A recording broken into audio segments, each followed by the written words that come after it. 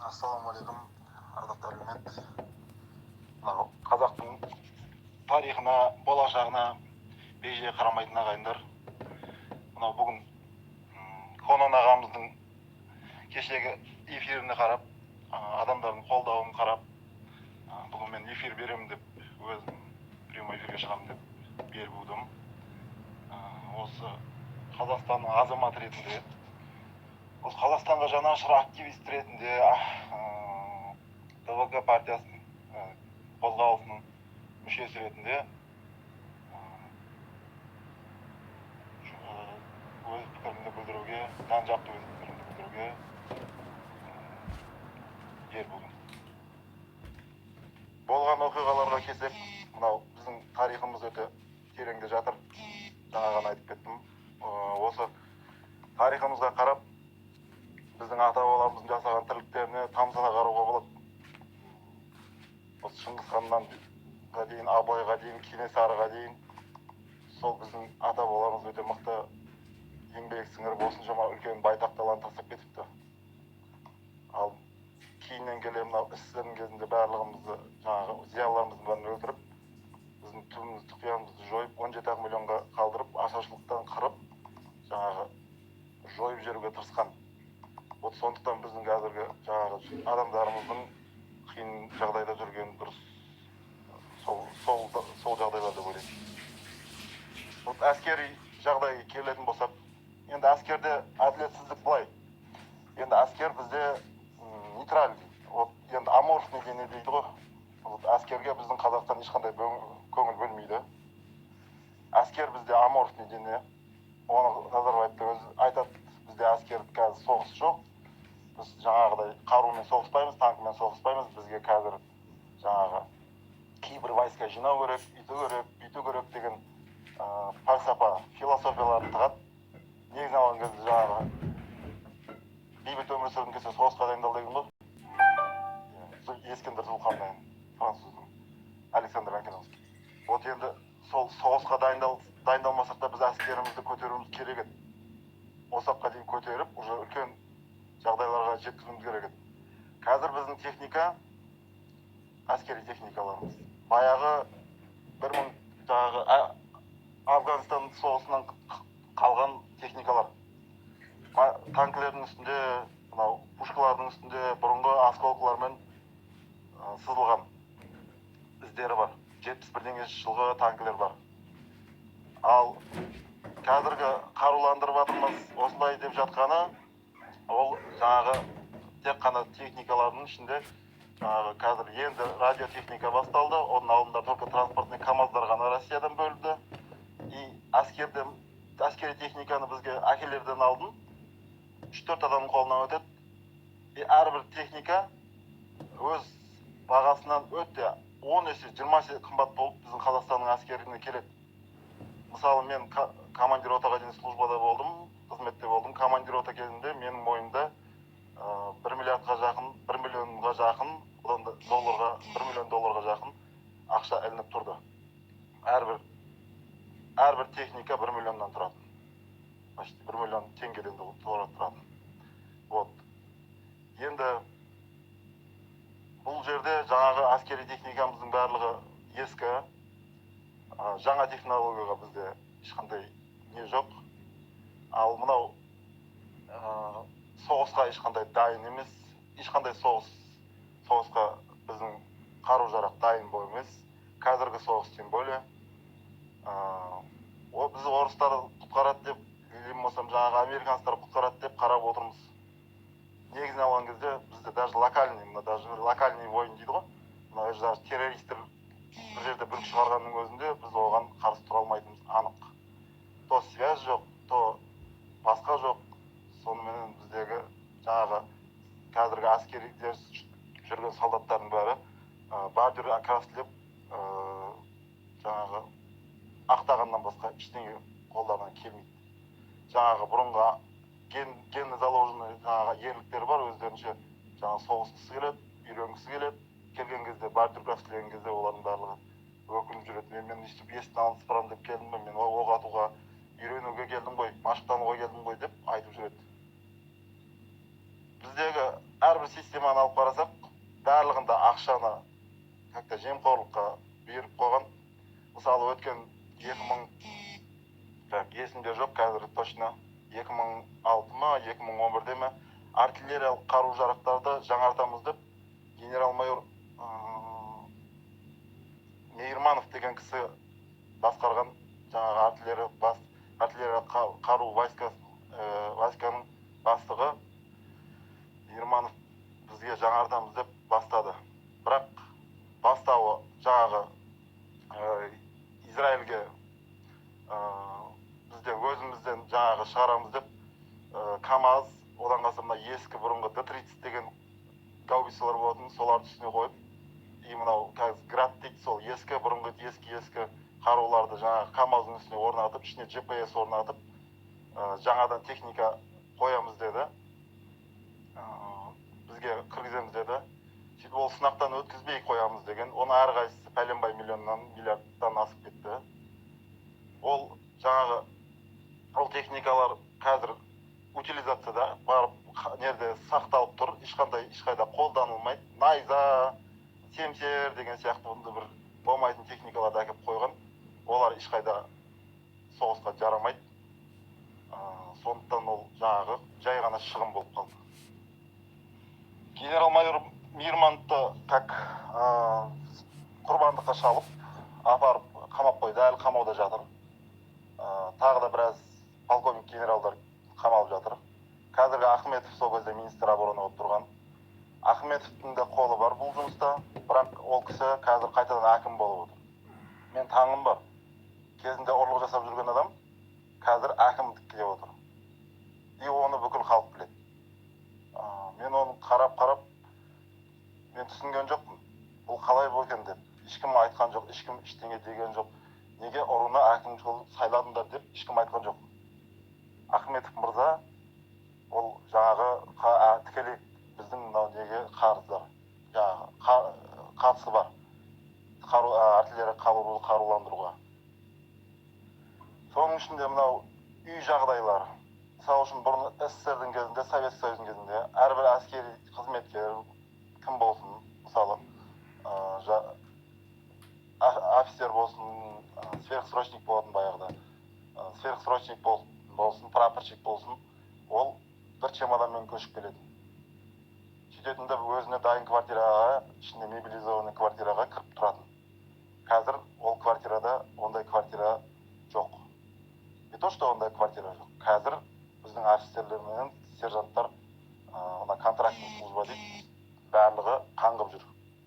Барлығы келеді де квартира іздейді. Ал мынау жаңағы бөлінген ақшаны жеп қойған, бір үй саламыз дейді да, ішінде мобилизованный болу керек дейді да, бірақ оның іші тап-таза.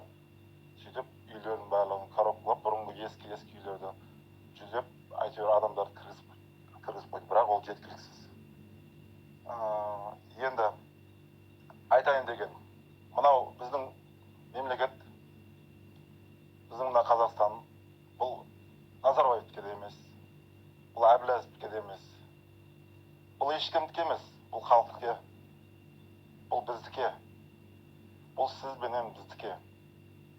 Сондықтан мынау сіз бен біз болып, мынау өзіміздің орнымызды таппай, мынау әділетсіздіктерді өзіміз тоқтатпай, біз ешқандай да береке таппаймыз. Біз 90 жылдары өзіміз жаңағы басымыздан өткізгендей көрдік бәріміз. Мынау Северный Қазақстанда, солтүстік Қазақстанда қамбаларды бидайлар толып тұрған кезде, Южный Қазақстан, оңтүстік Қазақстанда полный рост ашаршылық болды. Бәріміз, мен есімде, ол кезде 6 жасар, 5 жасар едім. Полный бізде жүгерінен жейтін. Жүгеріні тарттырып, кәдімгі жем құсатып, содан нан істеп жейтін. И кормовой бидай, кәдімгі қара малға беретін бидайды тарттырып жегеміз. Қарнымыз ашқан мектепте жүргеніміз сонша, мектепте кәдімгі шоқырап жейтін ештеңе болмағаннан кәдімгі сүйекті шайнап жүрген жағдай болады. Әке-шешелеріміз, мұғалімдердің барлығы, мен өзім әке-шешем мұғалім болған, мұғалімдердің барлығы киімдері алқа-салқа болып, өздері қарай алмай, барлығы базарға сауда жасауға шығып кетті, таксовать етіп, өз жағдайларын өздері құртты, өз дәрежелерін түсіріп алды. Өйткені оларға үкімет дұрыс жағдай жасаған жоқ. Енді біз 90-шы жылдар ашаршылыққа ұшыраған халық, енді мынау әбден уже езілген, ана банкіге салынған бүрге сияқты. Біраз банкіге салып қойсаңыз, банкінің төбесіне ары қарай секіре алмай қалады. Сол сияқты бізге халқымыз қой, патшаға қарсы шықпа, қой, үйтпе, қой өлтіріп кетеді. Қой там манау, қой мынау. Я мынау жан өзенде қырып тастады, енді жаңағы сендерді аяйды деп осындар ма? Деп жаңағы қазір қарттарымыздың, даже мына туысқандарымыздың, басқалардың жаңағы айтатын қорқыныш. Бұл енді жаңағы қорқыныштан туған нелер болады. Қорқыныштан туған не болады? Қалай айтсақ болады? Қорқыныштан туылған бізде енді сақтық дейміз ғой, бірақ сақтық ол бұрыннан келе жатыр. Бірақ сақтықтан да жаман. Біз қазір қорқа-қорқа уже вообще адам қатарынан қалдық. Мен қазіргі ойым. Біз мына мемлекетте адам сияқты емеспіз, біз бір как будто жануар сияқтымыз. Бұл анау Назарбаев біздің жаңағы қойшы, біз қой сияқтымыз. Бұны қазір сондай жағдайда тұрмыз.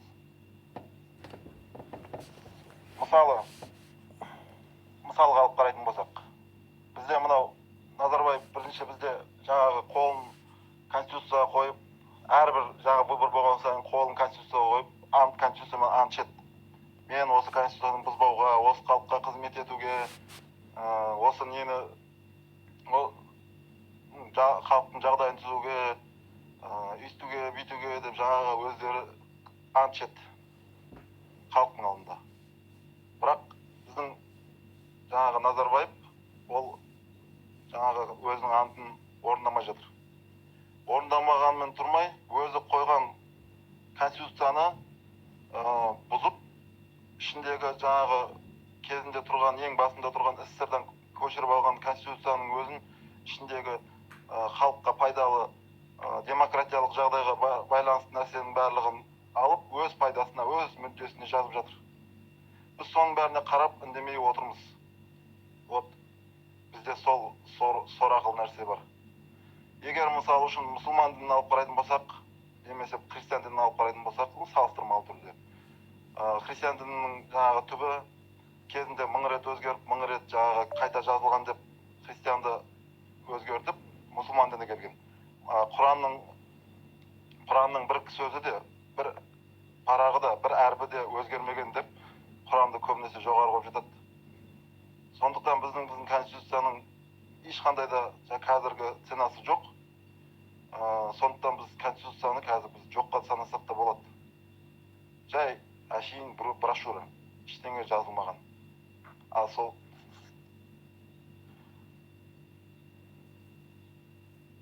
осы конституцияны біз, даже осы конституцияны біз жаңағы, хотя біз соны оқымаймыз да. Қазіргі бізге тиесілі жері, мысалы үшін бізге пикет жасауға, осындай не жасауға, жаңағы өз мнениемізді білдіруге, сондай заттар қалған ғой. Бірақ ол жерде рұқсатымен, төбесін жазылған поправкасында рұқсат сұрау керек біз. Бірақ пикет жасау үшін, одиночный пикет жасау үшін бізге рұқсат сұраудың қажет жоқ. Біз соны пайдалана алмай отырмыз. Тағы да қорқыныш. Бізге қорқыныш мешет етіп жатыр. Түсінем, қорқыныш ол сақтық. Сақтық қайдан келген? Ол баяғы, ол атам заманнан келе жатқан сақтық.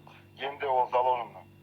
Біз өзіміздің бала шағамызды, өзінің ата-бабамыздан келе жатқан бұрынғы жабайы жануарлардан қорыққандан, қорқыныштан, одан қалса жаңағы келе жаңағы нелерден ол қалып кеткен гендегі заложено нәрсе. Бірақ біз сол гендегі заложено нәрсені қазір әлі үдетпесек баса алмай отырмыз. Біз қазіргі халық ешқандай да жаңағы өз құқығын қорғауға әрекет жасамай отыр.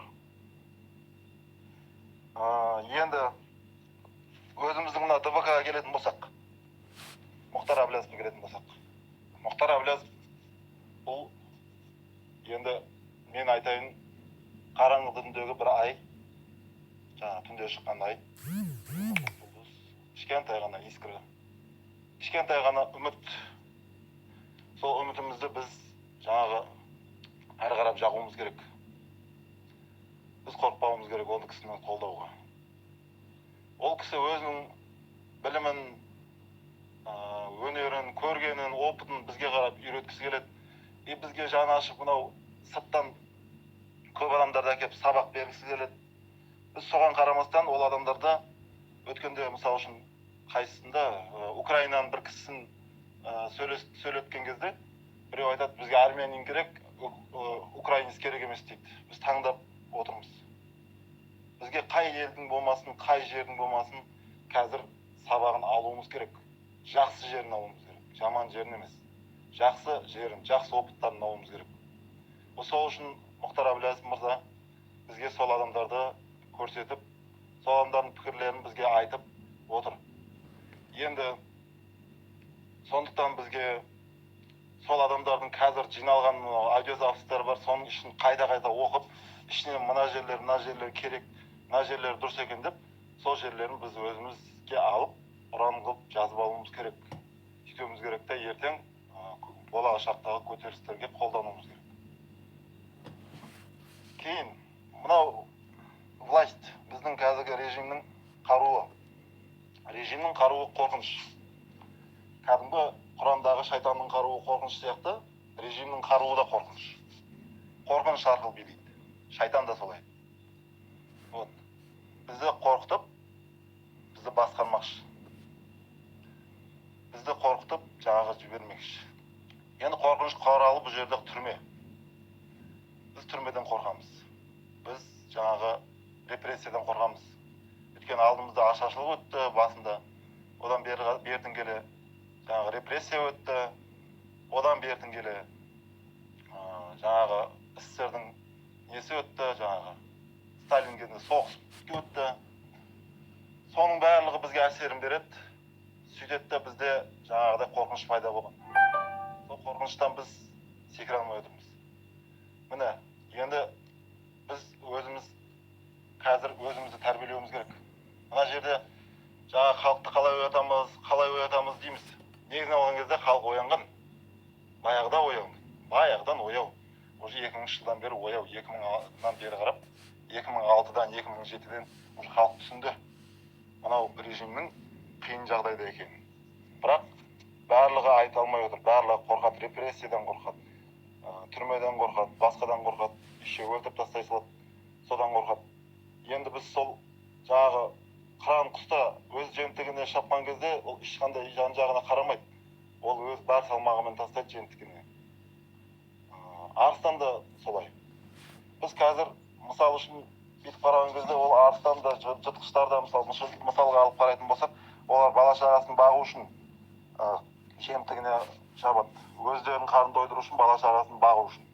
Бұл сол сияқты біз де қазір мына өзіміздің жемтігімізге қарап, жемтіктің орнына бізде мынау демократия выбор, халықтың билігі, өзіміздің пікіріміз, өзіміздің ойымыз, өзіміздің демократиялық басқару, осыған әрекет жасауымыз керек. Тура сол жыртқыш сияқты. Біз ешқандай түрмеден, репрессиядан қорықпауымыз керек. Бізде, мысалы үшін, өткенде айтып жатыр Мухтар Аблязов, мынау публичность дейді ғой. Бәріне жариялау керек. Мынау бізде тек қана жаңағы ДВК-ны ғана айтпай-ақ қойып, просто шығып, өз пікірімізді пикетировать етіп, өзіміз жай ғана шығып, мейлі түріңізді де көрсетпей-ақ қой. Алып бетіңді жаңағы жазған қағазбен бетіңді жауып отырып, мен осындай деп, прямой осы эфирден чатқа жіберіп волонтерға. Сол волонтер арқылы бізге осы жаққа көрсетіп, егер де осы жерде 80 мың адам бар, 80 мыңның хотя бы 20-30 мың шығатын болса, сөйтіп, біздің мынау интернет толып кететін. Сөйтетінде қайсы бірін біз мынау өкімет контроль жасарын білмей қалатын еді. Қайсы бірі қайдан шыққанын білмей. Сондықтан біз қазір жаңағы ойбай біз қалай қарапайым халықты оятамыз дей бермей, қазір өзімізден бастап бірінші осы жаңағы пикетке көңіл аударғанымыз дұрыс. Мухтар Аблязов бізге жаңағы шықпаңдар, пока ерте деп отқаны рас, бірақ ол пикет жасама деп отқан жоқ қой. Сондықтан бізге қазір пикет жасауымыз керек.